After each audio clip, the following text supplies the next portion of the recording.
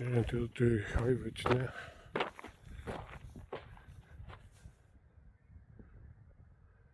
Og her ser man hvordan økket ser ut.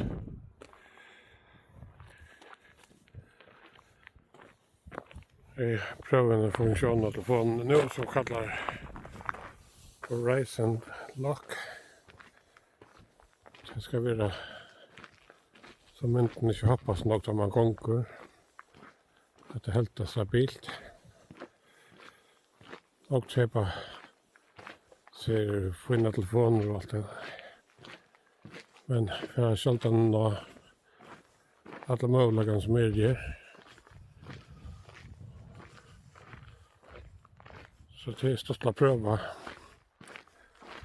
forskjellige del. Her er utrolig flott økje. Så ikke det gamle alt. Hvordan det har vært. Hvordan alt er bygd opp. Tekene er. Gærene. Man ser det sånn i alt det gamle her. Så sliter det. Jeg finner gærer som lever opp.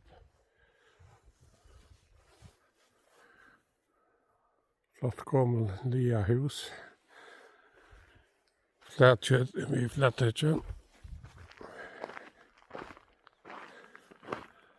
Jeg tror det er flott økje jeg kan gå i. Man skal nøyta det og koble jord.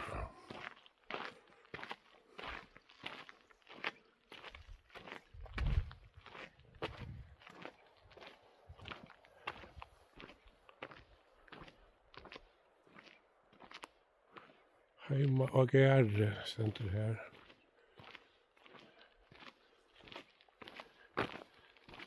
Det er godt å noe som man kan melde til. Så folk som får en tur sommer.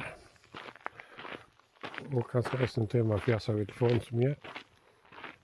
Prøver forskjellige funksjoner, ja.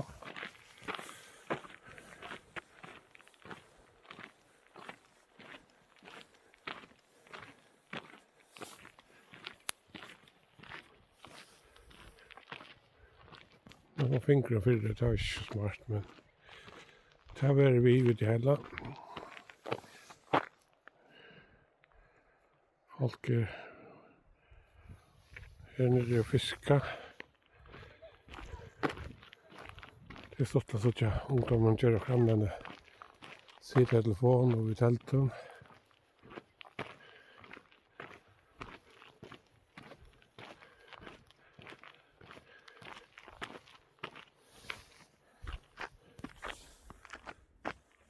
Det var så att jag för resa för.